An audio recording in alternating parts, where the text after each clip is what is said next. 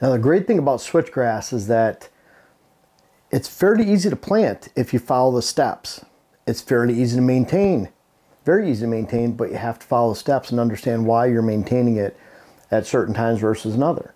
So that's the beauty of switchgrass. It's very regimented. You have to follow the rules, have to follow the steps, but you can find a successful stand. Switchgrass always germinates. The death of all switchgrass is, for one, a lack of maintenance, but two, it's shade competition, any type of shade competition. So if you're not maintaining it, whether it's chemicals, mowing, or a combination of both, then you allow that weed structure to grow around it, and if it shades out the switchgrass, it kills it. That's why you can't combine, for example, switchgrass with Egyptian wheat or some type of screening blend.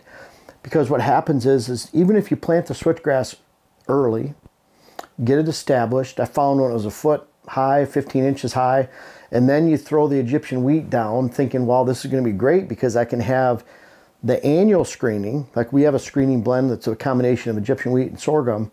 It's about an 8 to 10 foot height, very thick. And that thick portion of it, if you have screening that's thick enough to actually be screening, whether you're screening yourself from deer or deer from deer, whatever it might be, if it's thick enough to provide screening, it'll shade out your switchgrass and kill it. Now, if it's light enough that the switchgrass grows, then it's no screening at all. So that's the point, though, is that if it's thick enough, it's going to kill the switchgrass. It'll shade it out and kill it. And trust me, I've learned this by mistake.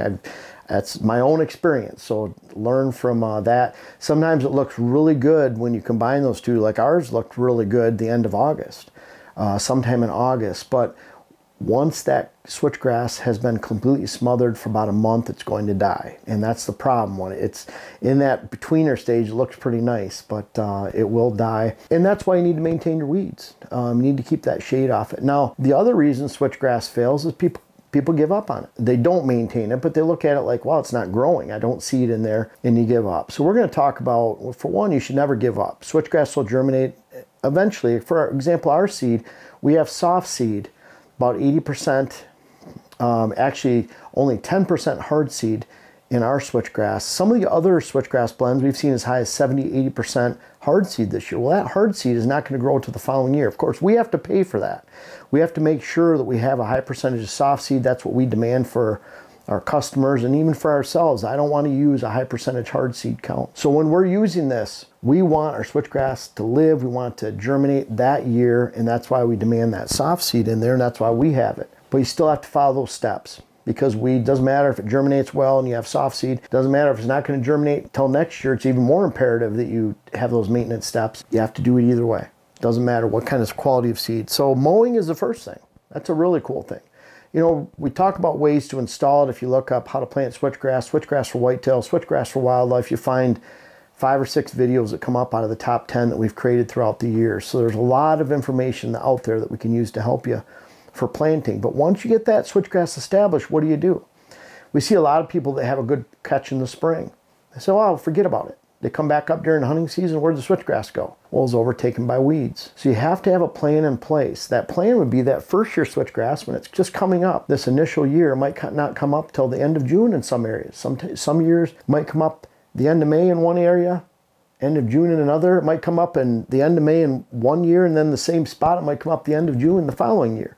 And you have to have that perfect combination of warm soil, good temperature soil, and then also moisture. And that's what people, they're out there measuring and taking the temperature of the soil, and they find out that that temperature is 58 degrees, 60 degrees. They're waiting a week, waiting 2 weeks. They don't see the switchgrass. Well, if you haven't had rain for a month, it's not going to grow. The soft seed switchgrass. And again, if you have hard seed, it's not going to grow until the next year, depending on when you installed that switchgrass. So it's that waiting game. No, there's a big variety of when that switchgrass can emerge, but most of the time, even if it comes up the end of May, it's still only going to be 2–3 inches high by the end of June. And that's the problem with it. You could have a great weed-free field, but when you start getting into July, even though it was weed-free, even though you practice several measures of weed control, even extending to the fall before, you start to get weeds in it. So July sometime, you're watching those weeds. You're watching the height of your switchgrass. Learn what switchgrass looks like. Round red stem at the base with no hair on it, no fur on it, no fuzz on it. Also, when you step on switchgrass, it springs right back up. When you pull the first leaf away from the stem, there'll be a little hairy base around the outside of the leaf that would have gone against the stem, almost like a half circle. So we can see that taking shape, and you can see it coming in. And once you find that switchgrass, you compare that to your weed height. Now, if it's the same height of the weeds, you don't really need to touch it, because mowing doesn't really help. What you're trying to do is when those weeds get above the switchgrass, several inches or more, then you want to mow down to the switch. Switch is 10 inches high. You can mow it down 8 inches, 6 inches high. Doesn't really matter, but you need to get the weeds down to the same height as the switch. When you do that, now the sunlight can hit that switch, and eventually the switch wins. That's what you're trying to do. Is the switchgrass has exponential growth towards the end of the summer. When you mow it down to that point, the switchgrass ends up taking over those weeds. Now the switchgrass becomes the aggressor. The switchgrass shades out the other weeds around it, and now it competes. But you have to get it to that point. Now, sometimes there's some really problems weeds in there. You might even have some pigweed or something like that. That's a pretty hard one to kill. Burdock, especially though, is foxtail. Foxtail is a tough one because a lot of those broadleafs you can mow, the switchgrass will come up. The professional installers like Brandon from First Choice Food Plots, he'll rely on quinchloric a lot. So let's skip down to that. Quinchloric is a pretty strong chemical. And anytime you're using these strong chemicals, 2,4-D is another one, which is a broadleaf killer. I've actually killed young switch with 2,4-D. I've injured older switch with 2,4-D. Because what happens with us food plotters is when we spray, we get a lot of overlap. So it's not like we have these big booms that are covering 50 feet at a time like an ag sprayer. We have small little ATV and UTV sprayers where we have to turn around, double up a lot. And when you double up, you're doubling up your chemical rate. So quinchloric on switchgrass that's 1 year old, meaning it's beginning its second growing season.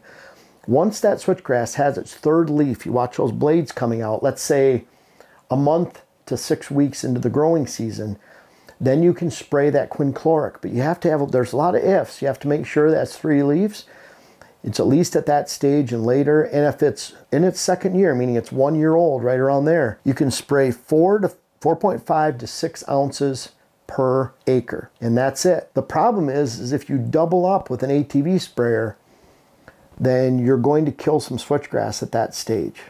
And that's very important to understand. So what you want to use is a dye and foaming agent in your sprayer, so you can actually look and see where you exactly sprayed. And you know what the best tactic probably is you can spray up to 2 times a year with quinchloric.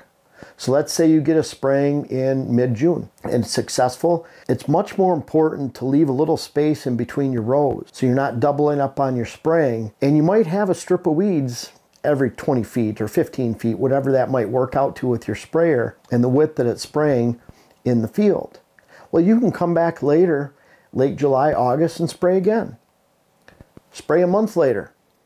You can spray again and spray out that row of weeds at that time. You're better off doing that, taking 2 steps to spray with quinchloric, than you are doubling up the spray amount on either edge and killing the switch or injuring it so it doesn't grow that year. Either one can happen. Now in its 3rd year of spraying, so let's say the switchgrass is now growing. Let's say that switchgrass is a full 2 years old. It's gone through 2 growing seasons, and it's now in its 3rd year, its third growing season. You can spray 7 to 9 ounces on that switchgrass. You see, the more established the switchgrass is, the older it becomes, the more it is resistant to the quinchloric when it's sprayed on it, and you'll even get a better kill. So maybe that's more of a 3rd year option, meaning 3rd growing season option, where you've mowed before, you've practiced simazine.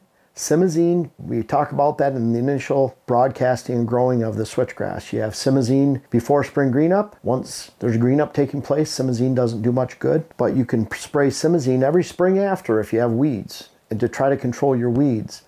So that's that first step. But a lot of times it takes more than simazine to control really problem and stubborn weeds like foxtail in your switchgrass that mowing won't take care of for quite some time. So quinchloric could be that 3rd growing season. Simazine, the spring before mowing.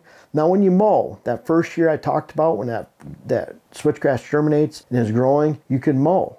Mow down in July to the height of the switchgrass. When you get into that first full growing season, that 2nd full growing season, now a year later, that's when you can mow June, July, August as needed. But at some point in June or July or August, you're at that point where you come back a week later, 2 weeks later, or at any time, and you see that switchgrass is far outpacing the weeds in the area, just let it go. And so you might say, well, I'm going to mow it 3 times this year. You mow in June, you come back 2 weeks later and you see that switchgrass is outpacing the weeds. It's going to outpace them then at that point. It's strong enough to do so. Don't need to mow that second and third time. You mow the second time.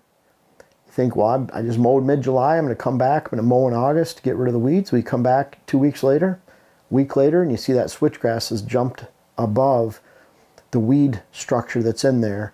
It's getting full sunlight. Again, you can just let it go. The beauty about letting it go is you'll have a great stand going into the fall. And even if you mowed in June and cut it back, you'll still get 4-foot high switchgrass going into the hunting season. A firm, a really nice stand of switchgrass. And that's the whole idea. So bottom line is mowing, first option, simazine, second option, quinchloric is the third option. Might even want to push off the quinchloric till that third growing season or when that switchgrass is 2 years old. Bottom line is repeat as necessary. Well, we've found it's pretty crazy, and Dylan's seen this. We probably have, I don't know, as far as switchgrass plantings, unique plantings, there's probably, I don't know, 8 or 10 between Minnesota and Wisconsin or more, and a total of about 15 acres between the two states, maybe even 16 acres.